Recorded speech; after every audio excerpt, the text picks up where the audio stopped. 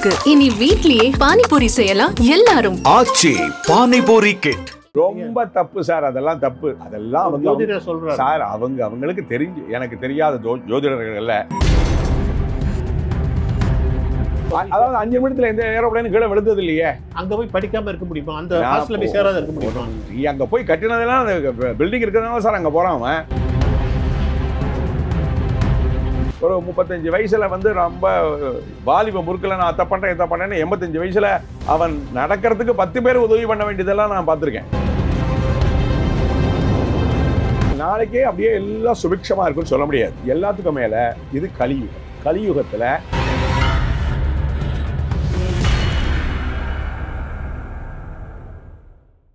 சரி, இந்த medical college ஹாஸ்டல்ல அப்பாவி பசங்க அவங்க பண்ணல சாப்பிட்டுட்டு ரெஸ்ட் இருக்காங்க, அங்க போய் தள்ள விழுதுன்னு என்ன? அதான் சொன்னாரே, அந்த சுற்றுப்புற சூழ்நிலைகள். இந்த பில்டிங்கை ஏன் அங்கே ஏர்போர்ட் பக்கத்தில் கட்டினா? ஏன் நம்ம ஊரில் ரெங்கநாதர் தெரியுமா? அந்த ரயில்வே ஃபீடர் தெரியுமா? இந்த பக்கம் 60 மீட்டர் அந்த எம்டியா இருக்கா? இல்லையே. கேட்கறதுக்கு பதில் சொல்லுங்க. நான் அரசியலோ பாக்கி ஏதோ பேசல. எல்லாம் ஆக்குப்பை பண்ணிட்டு அங்கே போய் போட்டோம். அப்புறம் ஒரு இந்த பூமி பொறுக்கிற வரைக்கும் அந்த ரயில்வே ரயில் எத்தனை ரயில் போனாலும் பொறுத்துக்கிறது. ஒரு நேரத்தில் என்ன ஆகுது? அது மாதிரி தான் அது. இல்லை சார், அது 1 கிலோமீட்டர் 2 கிலோமீட்டர் தள்ளி தான் சார் இருந்தது. நீங்க வந்து நம்மளுடைய புத்தியை வச்சு பார்க்கக்கூடாது. இதை சொல்ல நான் அங்கே அகமதாபாத் ஏன்னா எல்லாம் 1 கிலோமீட்டர் 2 கிலோமீட்டர் இங்கே சொல்கிறேன். எத்தனை நிமிஷம்? 5 நிமிஷம் கூட ஆகல, வினாடி கணக்கு சொல்கிறான் சார். அதான் சொல்கிறான், கலா காட்டாதி ரூபாணி பரிணாம பிரதாயினி விஸ்வேஸ்வரோ தேவி நாராயணி நமோஸ்துதே. பக்தி வேணும், ஒரு ஒழுக்கம் வேணும், ஒரு ஞானம் வேணும். இதையா எனக்கு ஒண்ணுமே தெரியலையா? அது சேர்ந்தவர்களை சேர்ந்துக்கணும், அது காப்பாற்றும். இது அப்பாவி பசங்க இவங்களுக்கு. நீங்க அப்பாவின்னு நீங்க எப்படி சார் சொல்ல முடியும்? அவன் பாவின்னு நீங்க சொல்ல வேண்டாம், அவன் பெரிய புண்ணியாத்மான்னு சொல்ல வேண்டாம். ஒரு அசம்பாவிதம் நடக்கக்கூடாது சார். எத்தனை பேர் நம்ம தெற்கை எல்லாம் எடுத்துக்கோங்க. நேத்து கூட பார்த்தேன், ஒரு வெடிப்பொருள் வச்சிருந்த இடத்துல காலமாயிட்டாங்கன்னு. இதெல்லாம் இவ்வளவு ப்ரீகாஷனா பண்றதுக்கு தெரியாதா? டெய்லி நடக்கிறது சார். இன்னைக்கு இது இவ்வளவு பிரபலமா தெரிகிறது. ஒவ்வொரு நாளும் எவ்வளவு ஜனனம், எவ்வளவு மரணம். சரி, ஏர்போர்ட் அங்க கட்டியிருக்காங்கன்னா அந்த ஏர்போர்ட் பக்கத்துலயே நம்ம அது ஒரு இருக்கு, அது ஒரு காரணம். அங்க போய் நம்ம அதாவது 5 நிமிடத்துல எந்த ஏரோப்ளேன் கீழே விழுந்தது இல்லையே. அங்க போய் படிக்காம இருக்க முடியுமா? அந்த ஹாஸ்டல்ல போய் சேராத இருக்க முடியுமா?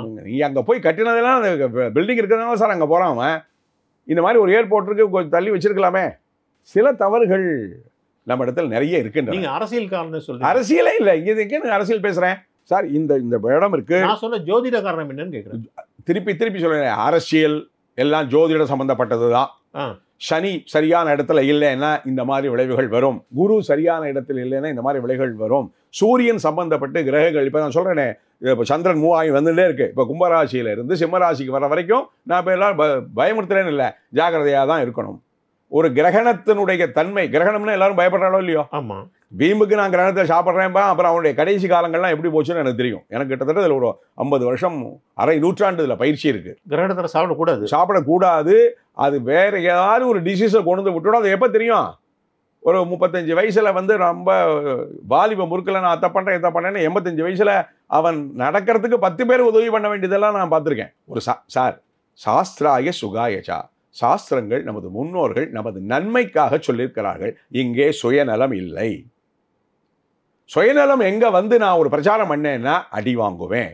அது எல்லாருக்கும் பொருந்தும். அதான் சொன்னேன் சார், திருப்பி நான் தான் சொன்னேன். டெய்லி நமக்காக, நம்மளை காப்பதற்காக பனியிலையும் மழையிலையும் வெயில்லையும் சோறு தண்ணி இல்லாமல் எத்தனை சோல்ஜர்ஸ், எல்லாம் பொதுவாக பேசுகிறேன், நான் இந்தியா வரைக்கும் பேசலை, எல்லா கண்டிஷன்லையும் போகிறான். எல்லாம் நம்ம நினைக்கிறோமா ஏதோ கவர்மெண்ட் போயிட்டான், கவர்மெண்ட்டு ஏதோ கொடுக்குறது அப்படி போயிட்டோமே தவிர, இது ஒரு இதுக்கே சொல்கிறேன். சமீபத்தில் கும்பமேளாவில் போயிட்டாங்க. இந்த மகாமகங்கள்லாம் சொல்கிறோம் போகிறது, இந்த கிரிக்கெட்டு போகும்போதோ அங்கே போகும்போது தெரியாதா? இல்லை அந்த காவல்துறையினர்கள் கண்ட்ரோல் பண்ணால் நம்ம என்ன கேட்டுடுறோமா? அது கொஞ்சம் பண்ணி பாருங்க. அப்போ நம்மளுடைய தவறுகள் எவ்வளோ. இதுக்கெல்லாம் ஜாதகம் என்ன பண்ணோம்? ஐயா நீ ஜாக்கிரதையாக இது, இங்கே இவ்வளோ கூட்டம் இருக்குது, இதுக்கு போ அப்படின்னு. ஒரு பஸ்ஸில் எத்தனை பேர் போகலாம்? அதெல்லாம் விட்டுடுங்க சார். இப்போ ஒரு பஸ்ஸை பார்க்குறேன், நீங்கள் எத்தனை பேர் போகலாம்? அந்த கண்டக்டரோ டிரைவரோ சொல்லதான் செய்வான். நீங்க அதுக்குமே இது எல்லாம் தானா தேடி கொண்டதுக்கு ஜோதிஷம் என்ன பண்ணும்? என்னைக்கு ஆக்சிடென்ட் இல்லை? ஒரு பேப்பர் ஒன்றா சொல்லுங்க. ஆனி மாசம் நெருங்கும் போது ரொம்ப தப்பு சார், அதெல்லாம் தப்பு அப்படின்னு ஒரு செய்தி வருது. அதெல்லாம் ஜோதிடர் சொல்றாரு சார். அவங்களுக்கு தெரிஞ்சு எனக்கு தெரியாத ஜோதிடர்கள் இல்ல. இது சொல்றவங்க அத்தனை பேரும் எனக்கு நண்பர்கள் தான். அவங்களுக்கு என்ன கிரகிச்சிருக்காங்களோ என்ன தெரிஞ்சிருக்கிறாங்களோ சொல்றாங்க. அவங்கள கூப்பிட்டு நீங்க கேட்குறீங்க, அவங்க சொல்றாங்க. புரியுதா? எல்லா மாதமும் சிறந்த மாதம். எல்லா மாதமும் ஒரு அமாவாசை, ஒரு பௌர்ணமி வருகிறது. இந்த அமாவாசையிலிருந்து பௌர்ணமிக்குள்ள, பௌர்ணமியிலிருந்து அமாவாசைக்குள்ள அந்த சூரியன், அதனுடைய சந்திரன் எல்லாம் ஒரு வரும்போது அங்க பற்ற கிரகங்களோட எங்க சேர்ந்திருக்கோ அது இவனுக்கு ஒரு அஷ்டமாதிபதியா இருந்தோ ஒரு மாரகாதிபதியா இருந்தோ எல்லாருக்கும் உண்டு. டெய்லி மரணம் உண்டு, டெய்லி ஜனனம் உண்டு. இதுக்கு ஆனி மாசத்துல குழந்தையிலே பிறக்கலையா? அதெல்லாம் இல்லை. இதுங்க சார் ஒரு சாஸ்திரத்தை, ஒரு நூலை, ஒரு அறநூலை, இப்போ திருக்குறளுக்கு எத்தனை பேர் உரை எழுதியிருக்காங்க. அப்போ அவன் இன்னொருத்த உரையில் இந்த தப்புன்னு சொல்ல முடியுமா? இல்லை. அவன் என்ன கிரகிச்சிருக்கானோ வட்டமா உதாரணமா காமிச்சுட்டு அப்படி என்று நினைத்தாயான்னு ஒரு பெரியவர் சொல்லியிருக்காரு தெரியுமா? இதெல்லாம் எனக்கு எப்படி தெரியும் கேட்டேன்னா, நாம கடந்து வந்த பாதைகள்ல யார் யாரு என்னென்ன எப்போ சொல்லியிருக்கா. பரிமேலழகர் உரை இப்போ எத்தனை பேருக்கு தெரியும்? அப்போ அடுத்தாப்புல இன்னொருத்தர் வந்து சொல்றார், ஓங்காரானந்தாவும் அதுக்கு உரையை எழுதியிருக்கார். அவங்கெல்லாம் எனக்கு ரொம்ப தெரிஞ்சவும் பரிச்சயம், அதனால பேரை அப்படின்னு சொல்லிவிடுறேன். அப்போ அது அவர் அப்படி சொல்லியிருக்க, அப்படி கம்பேர் பண்ணலாமா? அவங்களுக்கு இப்போ என்னை கூப்பிட்டு கேட்குறேன் ஜோதிட ரீதியானா, எனக்கு என்ன தெரியுமோ அதை சொல்றேன். நான் சொன்னதுதான்ங்கிறதே கிடையாது. அதுக்கு மேலே இது பெரிய பாசா, பெரிய சமுத்திரம் மாதிரி. அதில் ஏதோ ஒரு சின்ன துகள் அப்பப்போ ஏதோ கிடச்சிண்டு. இப்போ செவ்வாய் கேது சிம்மத்தில் இருக்குது, அந்த விரோதமான வீட்டில் இருக்கும்போதும் கிடையாது. இந்த கேதுனுடைய இதனால என்ன? எல்லாருக்கும் ஞானம், எல்லாருக்கும் மோட்சம், எல்லாருக்கும் மோட்ச தீபம் போட்டோம். இந்த முந்தா நான் தர்ப்பணம் பண்ணணும். அவங்க ஏஷாம் ந மாதா ந பிதா ந பந்துகு ந அந்நிய கோத்ரணா தே சர்வே திருப்திமாயாந்தோ மயோ சிட்டை குசோதையும் முந்தா ஷண்ணவதி தர்ப்பணம் பண்ணும்போது அவளுக்கும் சேர்ந்து பண்ணியாச்சு. அவனுக்கு எனக்கு ரத்த சம்பந்தமா? யாரு இப்போ காலமானவங்க காலமானவங்க ரத்த சம்பந்தமா இல்லை, பந்துக்களா இல்லை, இருந்தாலும் அவர்களுக்கும் நல்ல கதி கிடைக்கட்டும். எங்க பண்ணீங்க? நான் என்னுடைய நித்திய அனுஷ்டான கர்மா, சரி, எனக்குன்னு சில கர்மா வச்சிருக்கு சார். நான் 3 வேளையும் ஆதித்யம் தர்ப்பயாமி, சோமம் தர்ப்பயாமி, அங்காரம் எனக்கு ஒரு அனுஷ்டானம் எங்க பெரியவர்கள் சொல்லியிருக்கா. இதை நான் பண்ணிட்டு இருக்கேன். அதுல அவங்க திருப்தியாராங்க. தேவர்கள் திருப்தியாரார்கள், ரிஷிகள் திருப்தியாரார்கள், காலமான பித்திருக்கள் ஆறார்கள். அதுல தெரிந்த பித்திருக்கள், தெரியாத பித்திருக்கள். அதனால நீங்க 1000 கோடி அவங்களுக்கு காம்பன்சேஷன் கொடுத்தாலும் இந்த ஆத்மா சாந்தியா திருப்தி பண்ணிட்டு இருக்கேன் பாருங்க. இதுக்கு நீங்க கணக்கு, பைசா கணக்கெல்லாம் காம்பன்சேஷன்லாம் போட முடியாது. இதுதான் சர்வே சனாதனம் சொல்றது. எல்லாரும் நன்றா இருக்கட்டும், எல்லாரும் இன்புற்று இருக்கட்டும், சர்வே ஜனாஹா சுகினோ பவந்துன்னு சொல்லக்கூடிய அந்த சனாதனத்தை கடைப்பிடிச்சுன்னு இன்னைக்கு வரைக்கும் கடைப்பிடிச்சுட்டு அதுக்கு தகுந்த மாதிரி நமக்கு ஒரு அமைப்பை, ஒரு பிறப்பை கொடுத்த அந்த ஆண்டவனுக்கு நன்றி. எவ்வளவு துக்கப்பட்டாலும் அவங்ககிட்ட போய் சரி நடந்து தருது, இனிமேல் நடக்கிறத பாருன்னு சொல்லக்கூடிய ஒரு கவுன்சிலிங்க்கு நிலைமையில் நம்மளை வச்சிருக்காங்க இல்லையா? இதை எத்தனை பேருக்கு சொல்ல முடியும்? இந்த மீடியா வாயிலாக இதை பார்த்து, இதை பேசுறதை பார்த்து ஒவ்வொருத்தரும் பண்ணட்டுமே. நான் நாளைக்கே அப்படியே எல்லாம் சுபிக்ஷமா இருக்குன்னு சொல்ல முடியாது. எல்லாத்துக்கும் மேல இது கலியுகம். கலியுகத்துல திரேதா யுகத்தை கதையை பேசலாம், அப்படி இருந்திருக்கு, இப்படி இருந்திருக்காங்கன்னு சொல்லலாம். துவாபர யுகத்து விஷயத்தை சொல்லலாம், கிருத யுகத்தில் நடந்த விஷயத்தை சொல்லலாம். அதுக்காக ஒவ்வொரு அவதாரங்களையே பண்ணுங்க. ஒவ்வொரு யுகத்தில் ஒரு அவதாரம், ஒரே யுகத்தில் எல்லா அவதாரமும் இல்லை. இத்தனை இந்த கடந்த 3 யுகத்தில் நடந்தக்கூடிய அனுபவங்கள், புராணங்கள், இதிகாசங்கள், மனிதனுக்கு சொல்ல நல்லவை தீயவைகள் எல்லாத்தையும் ஜீரணம் பண்ணி கலியுகத்தில் சமதர்சனமாக பார்த்து, பேலன்ஸாக பார்த்து, அவங்க பாபம், அவங்க புண்ணியம் எதுவும் நமக்கு தெரியாது. உங்கள் இடத்துல வந்து ஒருத்தர் பிரச்சனைன்னு வராடா, அவங்களுக்கு ஒரு ஹீலிங் கொடுக்கறதுக்கு புரோகிதம்னா என்ன அர்த்தம் தெரியுமோ? வரக்கூடிய விஷயத்தை மென்மையாக, நான் எந்த விதமான அசம்பாதமும் நடக்காதுன்னு கேரண்டிலாம் கொடுக்கல. அதை எப்படி எதிர்கொள்ளுதல், எப்படி எடுத்துக்கணும், எப்படி எதிர்கொள்ளுதல், அதுல இருந்து எப்படி வருதல், சோர்வடையாமல் எப்படி இருத்தல். இப்ப கேரளால ஒரு சாதாரண தொழிலாளி திடீர்னு பார்த்தா அவருக்கு லாட்டரியில சில கோடிகள் பணம் வந்தது அப்படின்னு செய்தி வந்து ஆச்சரியப்பட்டு, இதை ஜோதிட எப்படி பாக்குறது? அதுதான் சார் விபரீத ராஜயோகம் போனாங்க. எப்படி சொல்லுவோம், வாழ்க்கையில இவனுக்கு 50-60 வருஷத்துக்கு ஒண்ணுமே இருக்கா சார். சரி, ஆனா இந்த 60 வருஷம் அவன் ஒழுங்கா இருந்திருக்கான். சரி, நல்லா கவனிக்கணும் என்னுடைய வார்த்தையை. அவனுக்கு விதிச்ச வேலையை, அவனுக்கு உள்ளதை நியாயமா தர்மமா பண்ணியிருக்கான். கடவுளா பார்த்து அதுக்கு ஒரு பரிசு கொடுத்துருக்காரு. அப்படி எடுத்துக்கோங்களேன். எல்லாருக்கும் கிடைச்சு கொடுத்தா லாட்டரி டிக்கெட் வாங்குறதுக்கெல்லாம் விழுந்துடுறதா? லாட்டரி வாங்குறது தப்பு, அதை வேற விஷயம். நான் அங்கே வரல, ஸ்பெகுலேஷன் ஏதோ சொல்றேன், நான் அங்கே வரல. இருந்தாலும் அதுலேயும் ஒருத்தனுக்கு வந்திருக்க சந்தோஷம் தான். ஆமா.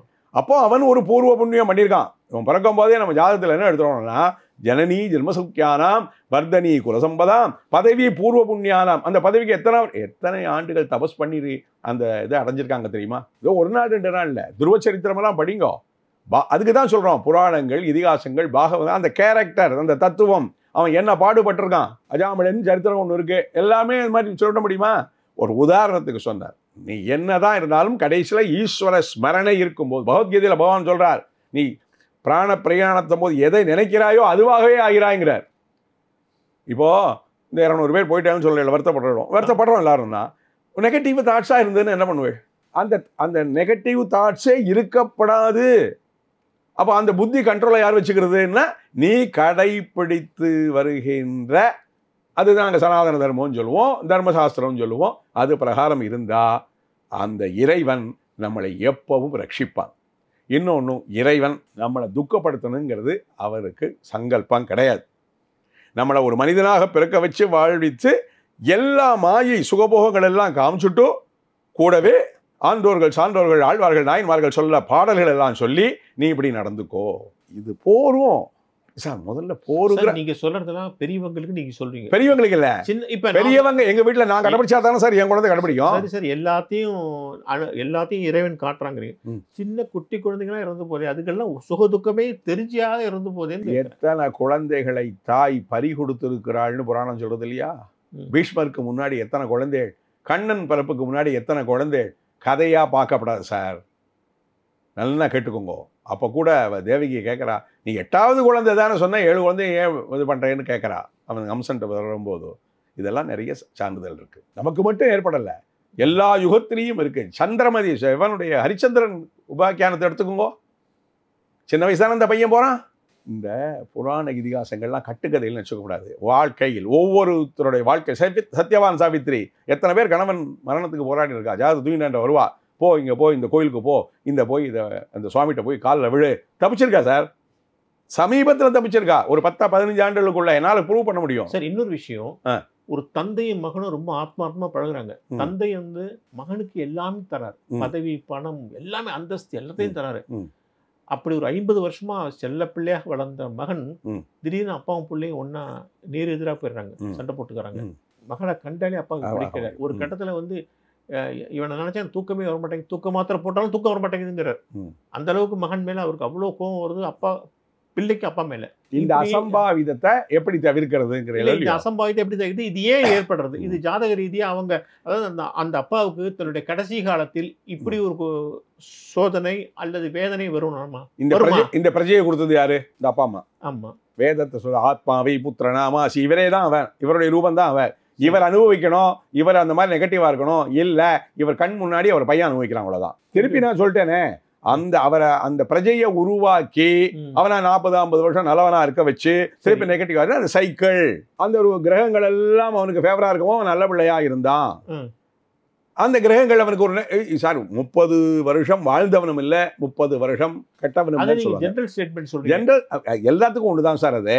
அப்போ அவனுக்கு நல்லவனா ஒரு 30 வருஷம் இருந்திருக்கான். அடுத்த பார்ட் வரும் சொல்றது இல்லையா, ஃபர்ஸ்ட் 30 years ரொம்ப கஷ்டப்பட்டிருப்பாப்பா, செகண்ட் இதுல நல்லா இருப்பான். சரி, அப்பா செய்த பாவங்கள் தான் தன்னை கேட்கறது. அப்ப இது பாவம்னு சொன்னா எல்லாருக்கும் கோபம் வரும்.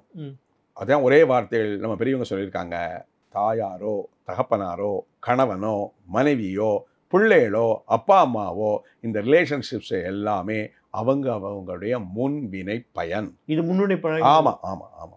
அது எப்படி நமக்கு ஒரு நெகட்டிவ் ஆயிடுதுன்னா மட்டும் நம்ம பாவம் நல்லா இருக்கும்போது அது ஏன் சொல்ல மாட்டேங்கிறோம்? இந்த பையன் 30 வருஷமா அவருக்கு ஃபேவரா இருந்திருக்காருல்ல. ஆமா, ஏன் இப்படி வயசு வருஷம் வச்சுங்களேன், அப்பனை கண்டாலே பிள்ளைக்கு ஆக மாட்டேங்கிறது, அந்த மாதிரி எடுத்துங்களேன். 30 வருஷமா அப்பா ஃபேவரா தான் இருந்திருக்காரு, படிக்க வச்சு இவன் சொசைட்டியில் ஒரு ஆளாக்குற வரைக்கும் இருந்திருக்காரோ இல்லையோ. அப்புறம் ஏன் அப்ப இதெல்லாம் கால கிரகங்கள் மாறும். காலசிய அவயவா சுபாகா, சுகமோ துக்கமோ காலத்தினுடைய ஒரு பரிமாணங்கள், ஒரு பாற்று. சரி, அப்பாவுடைய இந்த ஜாதகத்திலே ஒரு கடைசி காலத்துல இந்த கஷ்டம் வரும்னு எழுதியிருக்கும். நிச்சயமா தெரியும், அது நிச்சயமா தெரியும். அந்தந்த தசைகள், சூரிய தசை, சூரிய தசையில சனி புத்தி, சனி அந்தரம், ஒவ்வொரு தசைகள் மகா தசைகள்ல ஒவ்வொரு புத்தி, அதுக்குள்ள ஒரு பாற்று, அது அந்தரம். அதுக்கப்புறம் நவாம்சம் திசாம்சம் ஒன்றும் நிறைய போயிட்டே இருக்கு. வரும்போது அந்த கடைசி நேரத்துல அந்த கிரகங்களுடைய ஆதிக்கத்துக்கு கட்டுப்பட்டு இவன் கட்டுப்படணும். சோகம்னா சோகத்தை அனுபவிக்கணும், சுகம்னா சுகத்தை அனுபவிக்கணும். அது ஒரு ரூல், அது ஒரு இந்த காலத்தில் மழை பெய்யணும்னா மழை பெய்யும், இந்த காலத்தில் காத்தடிக்கணும்னா இந்த இதில் புயல் வரும்னா புயல் வரும். அதுக்கு கட்டுப்படணும். அப்படி இயற்கைக்கு நாம் கட்டுப்பட்டுமே ஆனால் இந்த துக்கம் மேலும் வராது, அது சமணமாயிடும். அப்போ அது கால தேவதை. காலகாலாய நமஹா 3 வேளை தொடருது, 5 வேளை தொடருது, எல்லாம் கேள்விப்பட்ட வேளை 6 வேளை தொடருது. ஒவ்வொருத்தருக்கும் ஒரு நியமம் வச்சிருக்காங்க. அந்த தொழுதல் எதுக்கு? எந்த நெகட்டிவும் வரப்படாது. எல்லோரும் இன்புற்று இருப்பதுவே அன்றி வேறு ஒன்று அறியம் பராபரமே. நல்லா டயலாக் பேசுகிறேன், நீங்களும் மண்டை ஆட்டி கேட்குறேன், அத்தனை பேரும் கேட்குறேன். கடைப்பிடிக்கிறோமா? இல்லை. அப்போது வாக்கு ஒன்றா இருக்குது, சொல்லு ஒன்றா இருக்குது, அப்போது செயல், அந்த ரிசல்ட் எப்படி வருது? யோசிச்சு பாருங்க. இது தன்னை உணர்தல். இப்போ இந்த அசம்பாவிதங்களை பற்றியெல்லாம் நம்ம பேசினோம். இது நடக்காமல் இருக்கிறதுக்கு தனி மனிதன் தனி ஒழுக்கத்தை கை கொண்டு அங்கே தான் இந்த புத்தி வேலை செய்கிறது. போகும்போது பெரியவங்க கிட்ட சொல்லிட்டு போகணும். இப்போ அது இப்படியே கேட்குறதே பயமாக இருக்குது. எங்கே போகிறேன், எனக்கு சுதந்திரம் இல்லையா? எதுக்கு சுதந்திரம்னா என்னங்கிறதே யாருக்கும் இன்னும் தெரிய மாட்டேங்கிறது. பெரியோர்கள் சொல்கிறத கேட்கணும், பெரியோர்களை பேணணும். நமக்கு நம்ம குடும்பத்தில் இருக்கிறவங்க நல்லது சொல்கிற மாதிரி சொல்லிடுவாளான்னு எல்லாம் சாஸ்திர விரோதம், சங்கம், துர்சங்கம். சார் அடுத்தது சார், மனைவியோட பூஜா பலன்கள் இருக்குல்ல. ஆமாம். மனைவி வந்து கோயில் கோயிலாக போய் பூஜை நிறைய பண்ணுறான்.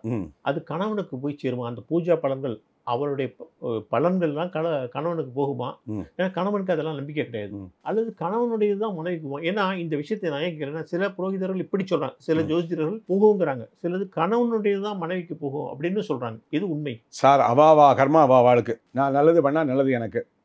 அந்த சமயத்தில் என்னோட யார் சேர்ந்திருக்காளோ அவ அந்த பெனிஃபிட்டை வாங்கிக்கிறான். அப்போ மனைவி இது கணவனுக்கு போகும், பெனிஃபிட்டை வாங்கிக்கிறான். எனக்கு ஒரு நல்லது நடக்கிறது, ஒரு இறைவன் ஒரு அருள் பண்ணுறான்னா என் கூட. இப்போ போனதில் சொன்னேன், லாட்ரி வாங்கினான்னு அவன் மட்டுமா சாப்பிட போகிறான்? இல்லை, அவனை சொந்த சாப்பிட போகிறான். அத்தனை பேரும் பாவம் பண்ணாங்களா, அத்தனை பேரும் புண்ணியம் பண்ணாங்களா? அப்படிலாம் பார்க்கக்கூடாது. நான் பண்ணின பாவ புண்ணியம் எனக்கு, அதை வந்து நான் பிரத்தியாருக்கெல்லாம் சொல்ல முடியாது. புண்ணியத்தை நான் ஷேர் பண்ணலாமே தவிர பாவத்தை அனுபவிச்சு தான் தீரணும். அதுக்கு தான் பீஷ்மருடைய கதை. அவர் எப்பனாலும் மரணிக்கலாம்னு ஒரு வச்சிருந்தாரோ இல்லையோ, அப்போ ஏன் சொன்னார்? அந்த சகவாசம் பண்ணி நாங்கள் அவன்கிட்ட சாப்பிட்டு அதெல்லாம் ரத்தத்தில் இருக்கு, அது பூரா ட்ரை ஆகணும், அதை நான் அக்குமுலேட் பண்ணிட்டு போக முடியாது. அதுக்கப்புறம் நீங்கள் எல்லாத்துக்கும் சார் படிக்கணும். எல்லாத்துக்கும் படிக்க நேரம் இல்லையா? இந்த மாதிரி பிரவச்சனங்கள் பாகவதம் ஒன்று போகிறோம் சார், ஒன்னொன்றுக்கும் பலஸ்ருதி. இதை படித்தால், இதை தெரிந்து கொண்டால் என்ன நன்மை, கொஞ்சம் புத்தி நமக்கு சிதறாது சார். ஒரு குடும்பத்தில் ஒரு பையன் 7-8 வயசோட நார்மலாக வளர்றான். ஒரு 10 வயசுக்கு மேலே அவன் உடலில் சில மாற்றங்கள் ஏற்படுது. மாற்றம் ஏற்பட்டு அவன்கிட்ட ஒரு பெண்மைத்தன்மை வருது. அவன் மெதுவா தன்னை ஒரு திருநங்கை மாதிரி உணர ஆரம்பிச்சிட்டான். இது அவனுடைய ஜாதகத்தில் இருக்குமா? இருக்கும். சூரியனுடைய கதியை பொறுத்து இருக்கு. சூரியன் அங்கே அவனுடைய ஜாதகத்தில் சூரியன் எங்கே இருக்கான்? நான் ஆணுமல்ல பெண்ணுமல்ல அழியுமல்லங்கிறார். எப்படி? அழியுமல்ல. ஆமாம், நபும் சுகம்னு பேர். ஆணாதிக்கமாக இருப்பான், சமயத்தில் பெண்ணாதிக்கமா. என் நளினமா எத்தனை ஆண்கள் வந்து பெண்களுடைய ஒரு சாயலில் இருக்காங்க, நிறைய பார்த்துருக்கோமே. இல்லை, இது இவன் சமூகத்திலே வெறுக்கப்படுறாப்புல ஆயிடும். அதுதான் சொல்கிறோம், சமூகம் தப்பு. சமூகம் இருக்கிறதுங்கிறது சமூகத்துடைய தப்பு. அதுவும் சார் இப்போ என்ன சொல்கிறோம், ஒரு குழந்தைக்கு ஏதாவது குறைவா பிறந்தா அது ஸ்பெஷல் இந்த வார்த்தைகள்லாம் இப்போ தானே கேள்விப்படுறோம். இதுக்கு முன்னாடியெல்லாம் நீ என்ன பாவம் பண்ணியோ, கண்ணு தெரியல, காது கேட்க, ஏதோ அங்கஹீனங்கள், இந்த ஸ்பாஸ்டிக் சோசியெல்லாம் போக தெரியும். இப்போ நம்ம எப்படி மாற்றிட்டோம்? அதை வேற வழி இல்லை. அது மாதிரி நிறைய இருக்குங்கும் போது அது ஸ்பெஷல் சைல்டு தான் நாங்கள் ட்ரீட் பண்ணுறோம். எங்கள் ஆற்றுல ஒரு ஸ்பெஷல் சைல்டு இருக்குது. இந்த மனசு, இந்த புத்தி வேணும்னா கொண்டாடும் சார், வேண்டாம்னா தூக்கி எறியும் சார். நம்ம அந்த சமநிலைப்படுத்த வேண்டும். ஸோ இவன் வந்து ஒரு குறிப்பிட்ட வயசுக்கு மேலே உடல் ரீதியாக மாற்றம் வருங்கிறது ஜாதகத்தில் இருக்கும். கிரகங்களுடைய ஆதிக்கங்களை வச்சு சொல்லிடலாம். இவன் நளினமானவன், இவன் ஒரு அலித்தன்மை உடையவன், எல்லாம் சொல்லிடலாம். இவனுக்கு சந்ததி இருக்கும், சந்ததி இல்லைங்கிறத கூட சொல்லலாம். இவனுக்கு இவ்வளவு நாள் ஆயுசு, இவ்வளவு, அதாவது சிலதெல்லாம் ரகசியம் சார், கேட்டாதான் சொல்லணும். எப்படி? உங்களுக்கு ஒரு ப்ராப்ளம், ஜாதகத்தை கொண்டு வந்து இன்னொருத்தருக்காக ஜாதகத்தை கொண்டு வந்து கேட்குறேங்கிறதே ரொம்ப தப்பு, தெரியுமோ? ஏன்னா எல்லாத்தையும் தாங்கிக்கூடிய சக்தி. இப்போ நான் ஒருத்தருக்கு கம்யூனிகேட் பண்ணி அவர் போய் நாங்கள் கேட்பேன், எனக்கு இதெல்லாம் கன்சல்ட் பண்ணானே, யாருக்கு ஜாதகம் பார்க்குறேன், அவளை வர சொல்லு. இல்லை அவள் ரொம்ப சின்ன பையனா பேரண்ட்ஸ்டாக பேச, இன்னொருத்தருக்காக நண்பருக்காகங்கிறது எல்லாமே நாம் சொல்கிறத அவங்க கம்யூனிகேட், அவங்க வேறு எதுவும் அவங்க என்னத்தை கிரகிச்சிருக்காங்களோ போய் சொல்லி அவன் ஏற்கனவே குழம்பி போயிருக்கான், இன்னும் குழப்பாயிடும். சரி, மனப்பொருத்தம் முக்கியமாக ஜாதக பொருத்தம்